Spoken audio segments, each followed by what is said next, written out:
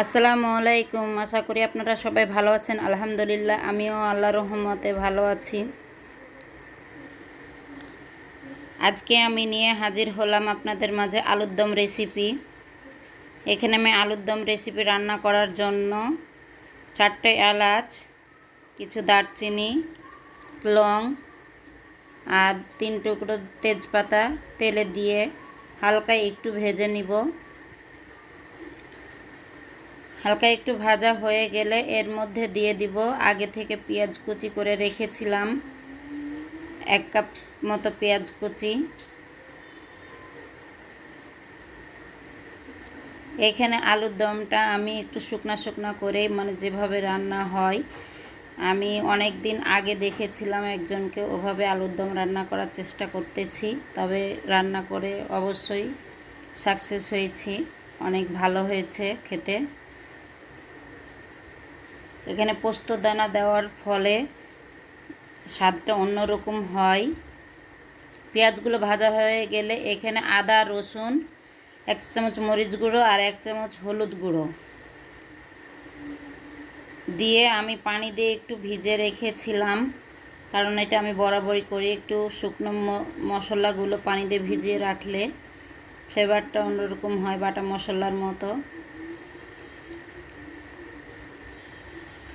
এর মশলাগুলো দিয়ে টমেটো দিয়ে দিয়েছি, আর টমেটো দেওয়ার পর লবণ দিবেন, তাহলে টমেটোটা খুব সুন্দরভাবে গলে যায়। আর টমেটোটা লবণ দিয়ে ঢাকনা দিয়ে ঢেকে দিয়েছিলাম। এখানে বাদাম, চিনে বাদাম আর পোস্ত দানা বেটে রেখেছিলাম। পরিমাণ আর পরিমাপ যদি ঠিক থাকে তাহলে অবশ্যই রান্না ভালো হয়। এখানে 1 কেজি আলু নিয়েছি আলুর দম করার জন্য। আর এখানে পোস্ত দানা 25 গ্রামের অর্ধেক, আমি অত বুঝি না, ওটা বেটে দিয়েছি। আর চীনা বাদাম 1 চা চামচ মতো বাটা, এই দুইটা মিলে বেটে রেখেছিলাম। মশলাটা কষানো হয়ে গেলে ভালোভাবে তখন সিদ্ধ করে রেখেছিলাম আলু, একটু ছোট করে ভেঙে রেখেছি, সে আলুটা দিয়ে কষাই নিব। আর এখানে আমি একটু টেস্ট করে দেখেছিলাম, লবণ আমার একটু কম হয়েছে, কারণ টমেটোতে যেহেতু লবণ দিয়েছিলাম, তাই আবার টেস্ট করে আবার লবণ দিয়ে দিয়েছি।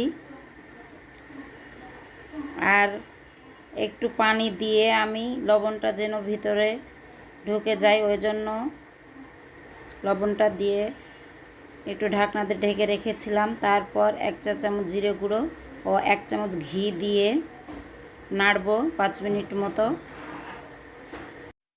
তারপর ভেজে আমি নামিয়ে নিব।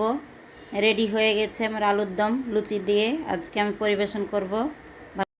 গরম গরম লুচি ভেজেছিলাম, সেই লুচির সাথে এটা খেতে দারুণ লাগে। রুটি, পরোটা সব কিছু দিয়েই খাওয়া যায়। আজ এ পর্যন্ত, ধন্যবাদ, ভালো থাকবেন।